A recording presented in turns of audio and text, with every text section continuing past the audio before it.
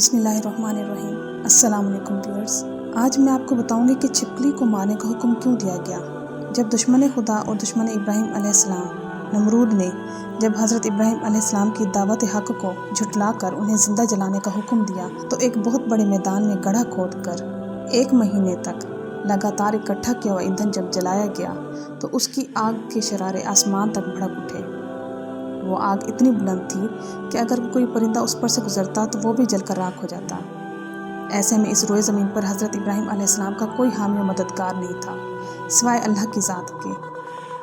उस वक्त ज़मीन पर मौजूद चरिंद परिंद अपनी बसात के मुताबिक इस आग को बुझाने की कोशिश करने लगे। जहाँ वो ये नाकाम कोशिश कर रहे थे वहाँ ये छिपकली इस आग को तेज़ करने के लिए उसमें फूंक मारती थी। इसलिए छिपकली को जहाँ देखो वहीं मार देने का हुक्म है। ये बात अहादीस से भी साबित है। हज़रत आयशा उम्मुल मोमिनीन रज़ी अल्लाह ताला अन्हा से मरवी है कि रसूलुल्लाह सल्लल्लाहु अलैहि वसल्लम ने फरमाया कि छिपकली को कत्ल कर दे, क्योंकि वो इब्राहीम अलैहिस्सलाम पर जलाई हुई आग में फूंके मारती थी ताकि आग मज़ीद भड़क जाए, और हज़रत आयशा रज़ी अल्लाह ताला अन्हा जब भी उसे देखती तो उसे मार देती।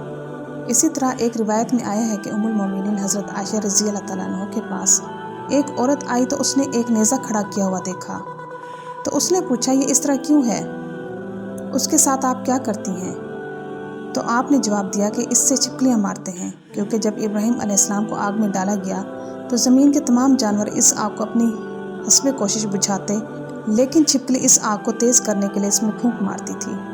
उम्मीद करती हूँ कि मेरी आज की वीडियो आपको पसंद आई होगी, तो मेरी वीडियो को लाइक करना और मेरे चैनल को सब्सक्राइब करना मत भूलिएगा। मैं इंशाल्लाह मज़ीद दिलचस्प मालूमाती और इस्लामी वाक़यात आपके साथ शेयर करती रहूँगी।